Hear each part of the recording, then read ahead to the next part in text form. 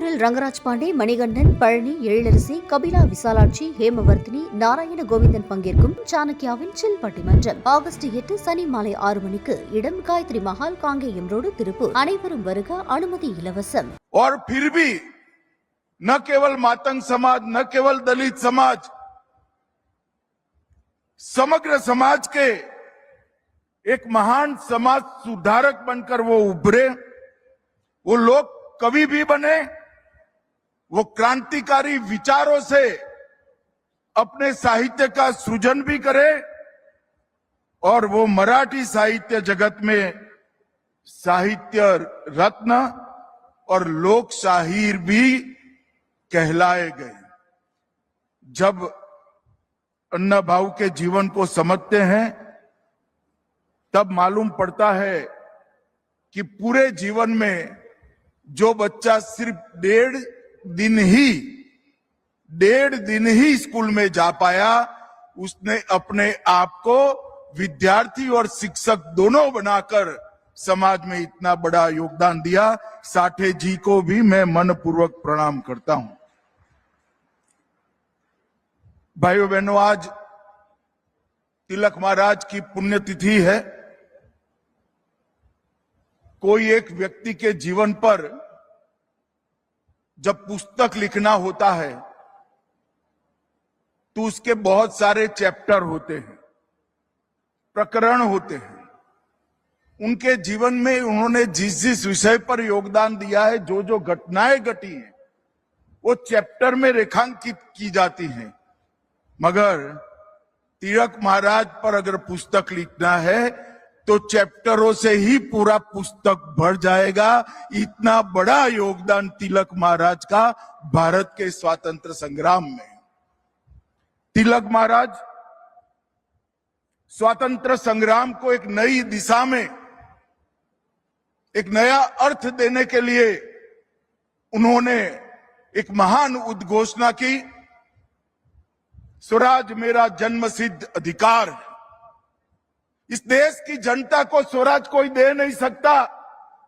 इस देश की जनता का यह अधिकार है और उसको हम प्राप्त कर रहेंगे। पुनेरी पगड़ी पहनकर जब वो गौरव के साथ वो बात बोले होंगे, मैं कई बार आंख बंद कर सोचता हूं कैसा दैदीप्यमान वो पल होगा जब उन्होंने अमर वाक्य घोषित किया होगा। यही भूमि से शिवाजी महाराज ने स्वराज की घोषणा की थी। उस वक्त उन्होंने कहा था, स्वराज मतलब शासन नहीं, सिर्फ शासन नहीं, स्वराज मतलब हमारा शासन, हमारी भाषा, हमारी संस्कृति और हमारा धर्म, ये जब प्रस्थापित होता है तब ही पूर्ण स्वराज की प्राप्ति होती है। और तिलक महाराज ने भी अपने जीवन में स्वराज के आंदोलन के साथ, स्वतंत्रता के आंदोलन के साथ जनता को जोड़ने का काम किया। और उन्होंने स्वतंत्रता आंदोलन में एक नए प्रकार के राष्ट्रवाद का जन्म दिया, सांस्कृतिक राष्ट्रवाद का। राष्ट्रवादी कई लोग हुए, मगर तिलक महाराज ने जब गणपति उत्सव और शिवाजी महोत्सव शुरू किया, उन्होंने राष्ट्रवाद को देखते देखते सांस्कृतिक राष्ट्रवाद में बदलने का काम किया। उन्होंने आने वाले दिनों में देश के चलने की दिशा भी तय कर दी और कहा कि ये देश जब भी आजाद होगा इस रास्ते पर चलेगा। और वो व्यक्ति की दूरंदेशी देखिए, आज देश सांस्कृतिक राष्ट्रवाद के रास्ते पर चल गया है, चल पड़ा है। अब उसको कोई वापिस नहीं ला सकता। देश यही रास्ते पे चलता रहेगा। तिलक महाराज एक शिक्षक थे, शिक्षा में राष्ट्रीय शिक्षा के आग्रही थे, प्रखर पत्रकार थे। पत्रकार कितना निर्भीक हो सकता है, वो केसरी के तंत्री लेख देखकर ही कोई इसका अनुभव कर सकता है और एक बहुत बड़े चिंतक के रूप में उन्होंने भारत की आत्मा की अभिव्यक्ति दुनिया के सामने करने का काम तिलक महाराज ने किया। करोड़ों लोगों के हृदय के अंदर स्वराज का मंत्र प्रज्वलित किया। एक युग पुरुष, एक महान शिक्षक, एक निर्भीक पत्रकार, चिंतक, कर्मयोगी लोकमान्य बाल गंगाधर तिलक की जोड़ पूरे स्वतंत्रता संग्राम में किसी के साथ मेल नहीं खाती है, वो सबसे ऊपर थी। मित्रों, इन्होंने अभी मुझे भी गुजराती में तिलक महाराज की गीता का अनुवाद दिया गया। मेरा सभी युवाओं से आग्रह है, गीता को तिलक महाराज की दृष्टि से पढ़िए। आपके जीवन में कभी आप गलती नहीं कर पाएंगे, ये मैं आपको गारंटी देता हूं। ये जो ग्रंथ है वो श्रीमद् भगवत गीता का व्यवहारू स्वरूप क्या हो सकता। एक आम आदमी, एक विद्यार्थी, एक युवा, एक किशोर, एक नागरिक भगवत गीता को कैसे जी सकता है, उसका व्यवहारू स्वरूप तिलक महाराज ने हम सब के सामने रखने का काम। उन्होंने उस जमाने में new English school, Deccan education society और फर्ग्यूसन कॉलेज तक की पूरी शिक्षा की चक्र की व्यवस्था पुणे में करने की व्यवस्था की और उन्होंने बुद्धि को ज्ञान देना ये शिक्षा का काम है। ये मंत्र दिया, चरित्र को दृढ़ीभूत करना वो शिक्षा का काम है। और शिक्षा प्राप्त कर कर जो बड़े होते हैं वो सभी भारत माता के चरणों में समर्पित करे, वो शिक्षा है। वो व्याख्या उन्होंने की। अंग्रेज अगर किसी अखबार से डरते थे तो केसरी और द मराठा से डरते थे, और उसमें अखबार से ज्यादा तिलक महाराज का बहुत बड़ा योगदान था। उन्होंने पहली बार प्रस्तावित किया था कि राष्ट्र की चेतना को जगाए बगैर स्वतंत्रता अगर मिलती भी है तो वो स्वतंत्रता का कोई मूल्य नहीं है। राष्ट्र की चेतना को जगाकर ही स्वतंत्रता प्राप्त करनी चाहिए। दूसरा उन्होंने कहा था, संगठन के बगैर, जनशक्ति के बगैर राष्ट्र शक्ति कभी निर्मित नहीं हो सकती। और उन्होंने कई प्रकार के उत्सवों के माध्यम से न केवल महाराष्ट्र, देश भर की जनता को संगठित करने का काम किया। आत्मनिर्भरता, अनुशासन और उत्तरदायित्व को भी, कर्तव्य को भी, इनके स्वराज पर के जितने भाषण हुए हैं उसको पढ़ोगे तो मालूम पड़ेगा कि आत्मनिर्भरता वो भी स्वराज का हिस्सा है। अनुशासन, डिसिप्लिन वो भी समाज का हिस्सा है, स्वराज का हिस्सा है। और कर्तव्य भाव देश के प्रति, हमारे संविधान के प्रति, वो भी स्वराज का हिस्सा है। मैं मानता हूं कि एक ही व्यक्ति ने अपने एक जीवन में इतने सारे काम किए कि जब तिलक महाराज का देह शांत हुआ, महात्मा गांधी को भी कहना पड़ा ये लोकमान्य थे, लोगों में सबसे लोकप्रिय तिलक महाराज थे। और ये बात हम सब के लिए बहुत अकूट प्रेरणा का स्रोत है। उनका जीवन, उनका कवन, जो बोले हैं, जो लिखा है, वो आज के युवा और किशोरों के लिए प्रेरणा स्रोत है। मैं सभी को मन पूर्वक अपील करना चाहता हूं, तिलक महाराज को पढ़िए। आपको मालूम पड़ेगा कि तिलक महाराज का लेखनी कभी कालबाह्य नहीं होगा, ये एटर्नल है, हमेशा देश का मार्गदर्शन करता रहेगा। मित्रों, आज मैं लोकमान्य तिलक राष्ट्रीय पुरस्कार अभी अभी श्रीमान अजीत डोभाल जी को दिया गया, वो देने के लिए आया हूं। मैं तिलक स्मारक ट्रस्ट का हृदय से धन्यवाद देना चाहता हूं कि अजीत डोभाल जी को पुरस्कार देने के लिए उन्होंने मुझे बुलाया और मुझे ये मौका मिला। मित्रों, हमारे समाज जीवन में पुरस्कार को तमका मानते हैं। पुरस्कार तमका नहीं है। पुरस्कार एक लोगों को प्रेरणा देने का और लोगों के, बड़े लोगों के काम को एक्नॉलेज करने की एक पद्धति है। कोई व्यक्ति जब समाज के किसी भी क्षेत्र में बहुत बड़ा काम करता है तब वो व्यक्ति नहीं रह जाता है, वो इससे आगे कई गुना आगे निकल जाता है। और समाज का दायित्व है, उत्तरदायित्व है कि ऐसी व्यक्तियों का सम्मान करना। ऐसी व्यक्तियों का जब सम्मान होता है तब समाज के कृतज्ञ भाव का तो एक प्रकार से निर्वहन होता ही है, क्योंकि जिन्होंने पूरा जीवन समाज के लिए दिया उनको पुरस्कृत करना वो समाज का उत्तरदायित्व है। परंतु इसके साथ साथ ऐसे व्यक्तित्वों के तरह जीने का भी कई सारे लोगों को प्रेरणा मिलता है, जो ये परंपरा को निरंतर बनता है। और मैं मानता हूं कि आज तिलक पुरस्कार जो अजीत डोभाल जी ने को मिला है, इस देश के लिए जीने वाले, इस देश के लिए काम करने वाले हर क्षेत्र के नागरिकों के लिए ये बहुत बड़ा प्रेरणा का स्थान बनेगा। इसमें मेरे मन में कोई संशय नहीं है। मैं फिर से एक बार अजीत जी को पुरस्कार देने के लिए और पुरस्कार देने के लिए मुझे बुलाने के लिए तिलक स्मारक ट्रस्ट का हृदयपूर्वक धन्यवाद करना चाहता हूं।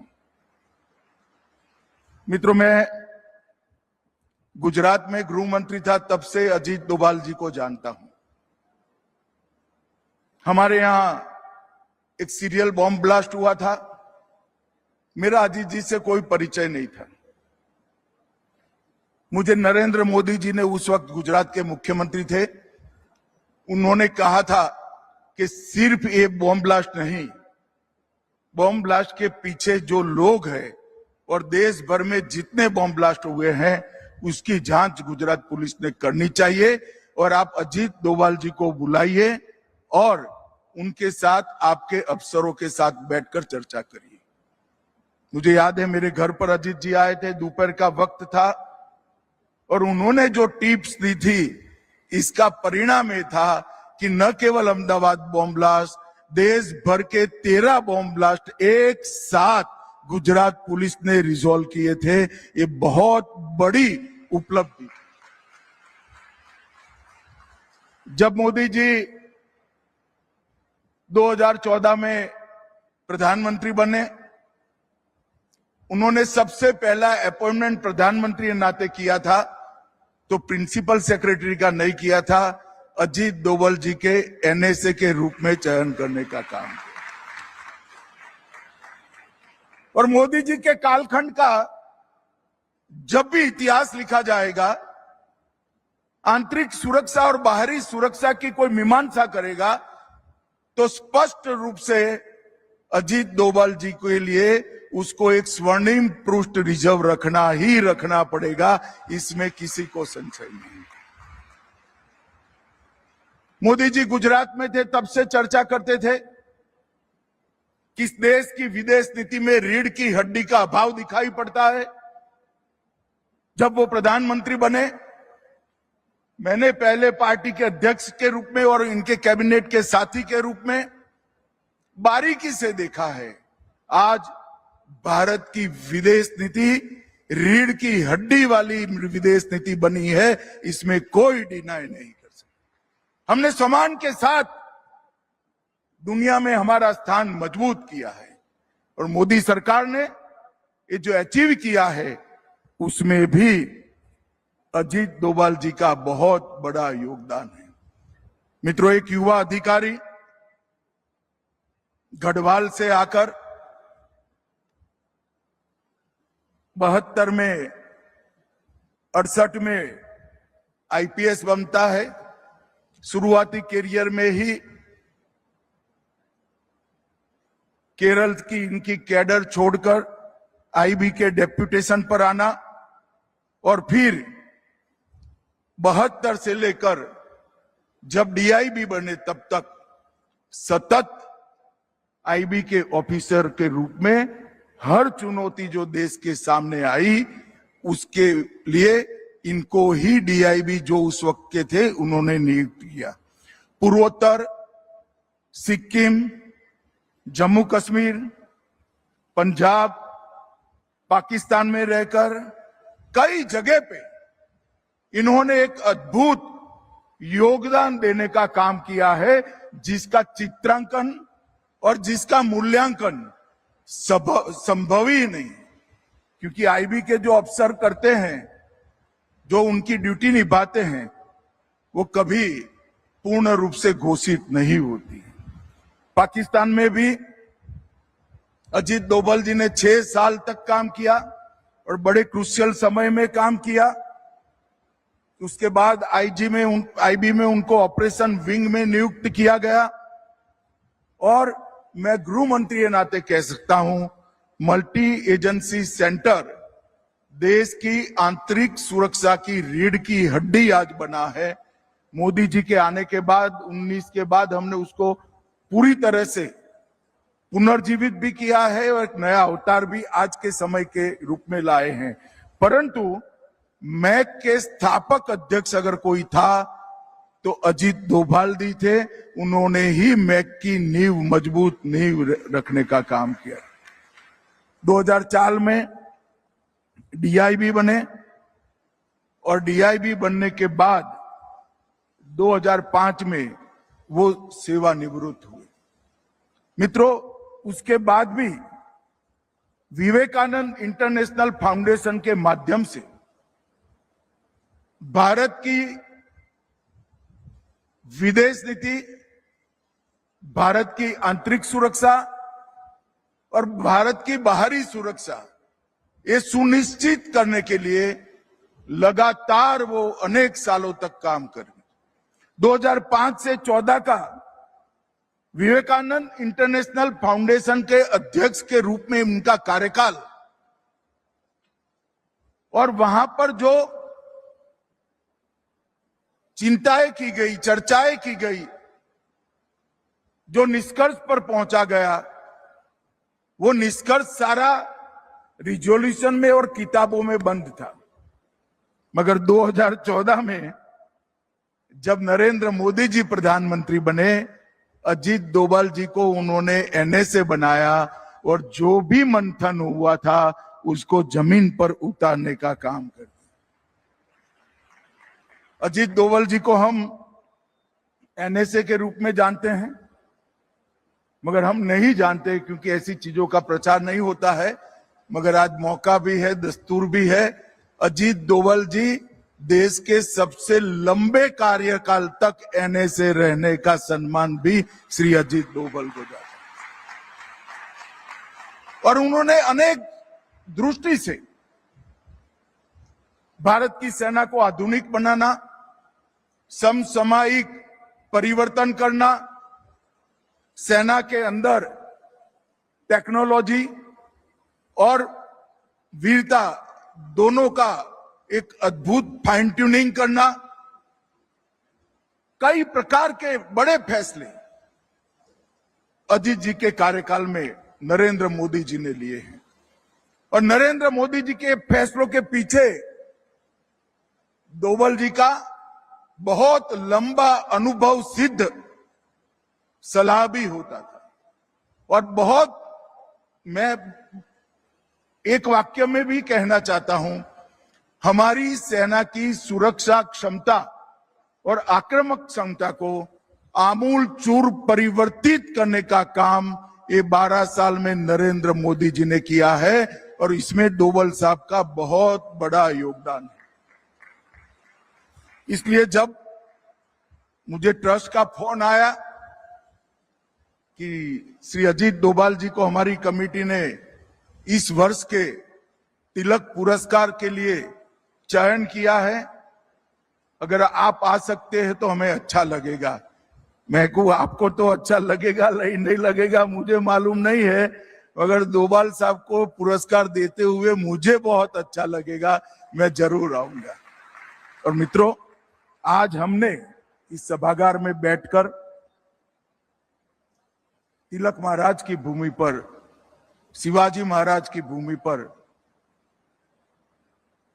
पेशवाओं की भूमि पर हमने एक बहुत स्तुत्य काम किया है। एक अणिशुद्ध देशभक्त, एक जन्मजात देशभक्त का सम्मान करने का मैं ईश्वर को प्रार्थना करता हूं, और देश भर के कई लोग करते हैं कि अजीत डोभाल जी शतायु हो और लंबे समय पर तक पूर्ण स्वास्थ्य के साथ अपना योगदान देश की सुरक्षा के लिए देते रहे। और मैं फिर से एक बार तिलक स्मारक ट्रस्ट को भी बहुत बहुत धन्यवाद करना चाहता हूं कि इन्होंने एक बहुत स्तुत्य काम किया है कि अजीत डोभाल जी को महान तिलक स्मारक से, अवार्ड से आपने पुरस्कृत किया है। इसके लिए हम सब आपका धन्यवाद करते हैं। मेरी बात यहीं समाप्त करता हूं। वंदे मातरम।